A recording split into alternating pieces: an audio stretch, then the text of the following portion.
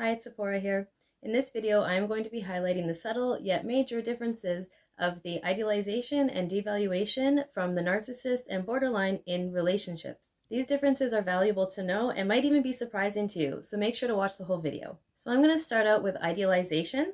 I'm going to talk about the narcissist and then the borderline. So narcissists have a calculated idealization, which means there's nothing genuine about it aside from the fact that they are happy to gain from their supply. Their idealization is achieved via manipulation, which is in order to gain control or supply from their target. The gain from the idealization is transactional because everything is transactional to a narcissist. The manipulation that they use can be through bribery, forced favors, flattery, or from learning how they can control you, which causes you to feel obligated to them or scared to go against them. The narcissist cannot actually love another or connect to another, as they only have an internal world. There is nothing for them to connect to except for themselves. Many people who experience narcissistic abuse report that the narcissist idealizes themselves to them by doing favors for them, flattery, giving them access to their grandiosity, and then the other is left to fill in their side of the relationship fantasy in themselves. When the narcissist idealizes you, it is fake and manipulative.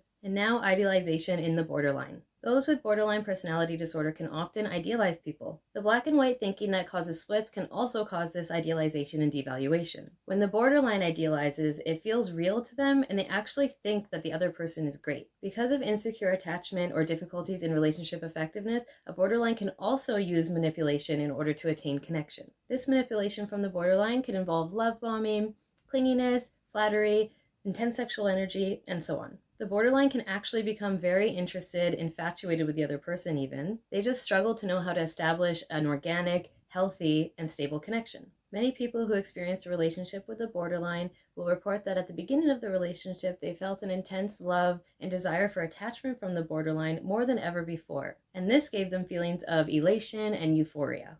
When a borderline idealizes you, it is done out of the intense desire for the borderline to be attached to someone and to be loved. Now let's talk about devaluation. The narcissist devalues for many reasons. It could be that the target is now pushing back or has found out who the narcissist really is, and now the narcissist needs to prevent being found out. The narcissist will devalue either directly or through their web of flying monkeys. This is done by putting others against you or creating a smear campaign against you in order to appear right if you were to ever speak up about them. The narcissist often uses punishment as a form of devaluation. Targets of narcissistic abuse often have poor emotional boundaries or codependency issues. This means the punishment can cause them to try to win the favor back of the narcissist, keeping them trapped. The devaluation may also happen because the narcissist has found a new or more convenient source of supply. Devaluation in the borderline. Borderlines can experience splitting as a defense mechanism in relationships. This means that devaluation can pop up pretty suddenly,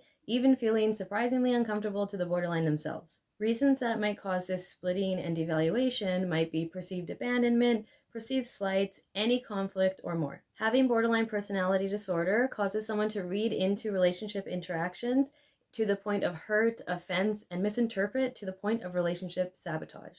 It is so difficult for relationships. Pushing others away comes with the push-pull that borderlines experience, and this means that it could be the devaluation of the other person. I hope this video has been enlightening. Looking forward to see you next time. Stay gold.